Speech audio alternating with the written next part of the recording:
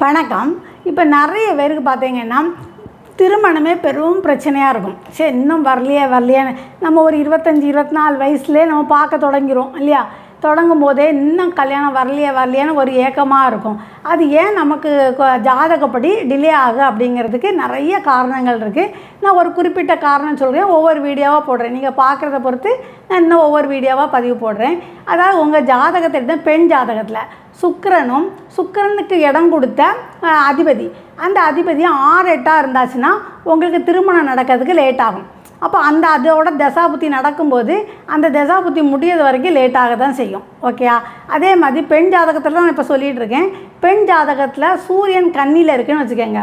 இந்த இடத்த சனி பகவான் பார்த்தா, சனி பகவான் 3-7 10ஆம் பார்வையாக பார்க்குறாரு. அப்போ ஒன்றில் கடகத்துலேருந்து 3ஆம் பார்வையாக பார்ப்பார், தனுசுலேருந்து 10ஆம் பார்வையாக பார்ப்பார், மீனத்துலேருந்து 7ஆம் பார்வையாக பார்ப்பார். இப்படி உங்களுக்கு சனி பகவான் இருக்கும்போதும் அதோட தசாபுத்தி நடக்கும்போதும் கொஞ்சம் திருமணம் தாமதமாக தான் நடக்கும். இன்னும் பார்த்தீங்கன்னா உங்கள் ஜாதகத்தில் சுக்கிரன் இருந்த அதிபதி அதாவது நீசமாக வக்ரமாக அஸ்தங்கமாக இருந்தாலும் திருமணம் நடக்க லேட் ஆகும். அப்புறம் இப்போ உங்களுக்கு என்ன தசா நடக்குன்னு பாருங்கள். அந்த தசாநாதன் எந்த வீட்டில் இருக்காருன்னு பாருங்கள். அந்த வீட்டுக்கு நேர் 7ஆம் வீடு உங்களுக்கு லக்னத்துக்கு 6-8 வந்தாச்சுன்னா அப்போ அந்த திசையில் நடக்கிறது ரொம்ப ரேர் தான். அப்போ நாம் புத்தியை பார்த்துக்கணும். இப்போ சுக்கிரனாக இருக்குதுன்னு வச்சுக்கிங்களேன், அப்போ 20 வருஷம், அப்போ 20 வருஷம் கல்யாணமே நடக்காதா அப்படின்னு இருக்கக்கூடாது.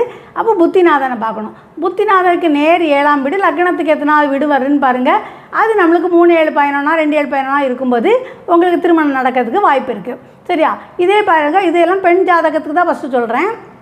இப்போ 2 அல்லது 7 அல்லது 12 இந்த வீட்டில் சனி பகவான் இருந்த பாவகிரகங்கள் இருந்தாலும் சனி பகவான் இருந்தாலும் நம்மளுக்கு திருமணம் தாமதமாக தான் நடக்கும். இதே பாருங்கள், உங்கள் ஜாதகத்தில் கடகம் மேஷம் விருச்சிகம் இந்த இடத்துல உங்களுக்கு அது 6ஆம் இடமா 8ஆம் இடமா 12ஆம் இடமா வந்தால் அந்த இடத்துல சனி பகவான் இருந்தாலோ அது உங்கள் ஜாதகத்தில் சந்திரன் தேய்பிர சந்திரனா 5-9 இருந்து குருவும் பார்வை இல்லைன்னு வச்சுக்கோங்களேன், அப்பவும் நமக்கு திருமணத்துக்கு பெரிய பிரச்சனையாக இருக்கும். அதுவும் தாமதமாக நடக்கிறதுக்கு வாய்ப்பு இருக்குது. அப்போ நிறைய விதிகள் இருக்குது. இதுக்கு விதி விலக்கு இருக்குது. சில ஜாதகங்கள் இந்த மாதிரி அமைப்பு இருந்து குரு பார்வை பார்க்கும்போது கல்யாணம் வர்றதுக்கு வாய்ப்பு இருக்குது. சரிங்களா? என்னோடய சேனல் உங்களுக்கு பிடிச்சிருந்தால் லைக் பண்ணுங்கள், ஷேர் பண்ணுங்கள், கமெண்ட்ஸ் கொடுங்க, சப்ஸ்கிரைப் பண்ணி வச்சுக்கோங்க, பக்கத்தில் இருக்க பெல் பட்டனை கிளிக் பண்ணுங்கள்.